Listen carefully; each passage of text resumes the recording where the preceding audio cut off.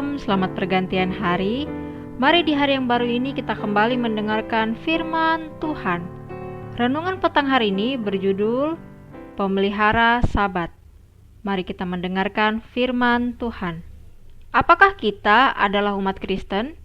Jika ya, pasti kita adalah pengikut Kristus. Jika kita merasa bahwa Yesus adalah Tuhan dan sumber teladan serta jalan kebenaran, tentu kita akan mempercayai apa yang Yesus firmankan juga, bukan? Salah satu yang Yesus firmankan adalah di dalam kitab Matius 5 ayat 17 sampai yang ke-19 mengatakan, "Janganlah kamu menyangka bahwa aku datang untuk meniadakan hukum Taurat atau kitab para nabi. Aku datang bukan untuk meniadakannya, melainkan untuk menggenapinya.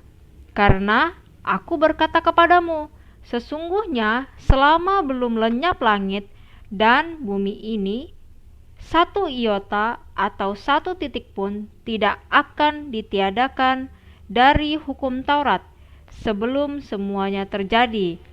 Karena itu, siapa yang meniadakan salah satu perintah hukum Taurat sekalipun yang paling kecil dan mengajarkannya demikian kepada orang lain, ia akan menduduki tempat yang paling rendah di dalam kerajaan sorga. Tetapi siapa yang melakukan dan mengajarkan segala perintah-perintah hukum Taurat, ia akan menduduki tempat yang tinggi di dalam kerajaan sorga." Tentu kita percaya akan hal ini.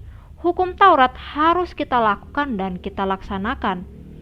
Mulai dari hukum Taurat yang pertama hingga yang ke-10. Ada satu hukum yang mungkin membingungkan bagi kita semua. Mengapakah hukum ini membingungkan bagi kita? Karena hukum Taurat ini berbunyi tidak dalam bahasa Indonesia atau tidak diterjemahkan. Hukum Taurat itu adalah hukum yang keempat, berbunyi demikian, "Ingatlah dan kuduskanlah hari Sabat. 6 hari lamanya engkau akan bekerja dan melakukan segala pekerjaanmu. Tetapi hari ketujuh adalah hari Sabat Tuhan Allahmu.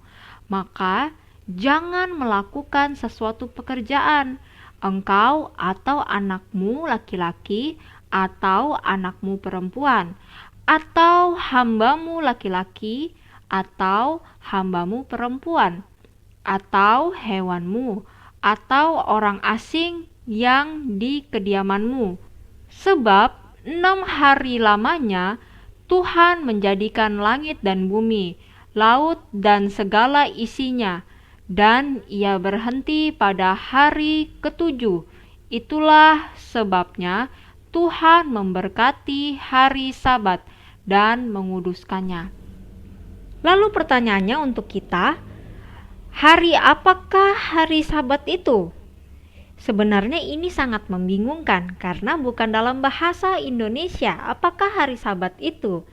Tetapi kita dapat kata kunci untuk mengetahui hari Sabat hari apakah itu.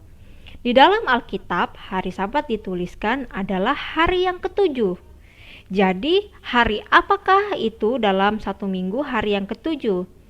Di dalam Kamus Besar Bahasa Indonesia mengatakan, Sabtu adalah hari ketujuh dalam jangka waktu satu minggu. Jadi, artinya Sabtu adalah hari yang ketujuh. Sabtu adalah hari Sabat.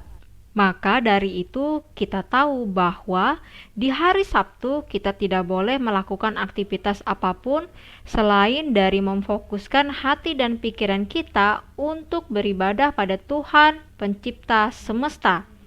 Di dalam buku Testimonies for the Church, volume 6, halaman 353, paragraf yang kedua mengatakan, Tuhan memanggil umat-umatnya sekarang ini untuk mengadakan pembaruan dalam pemeliharaan hari Sabatnya.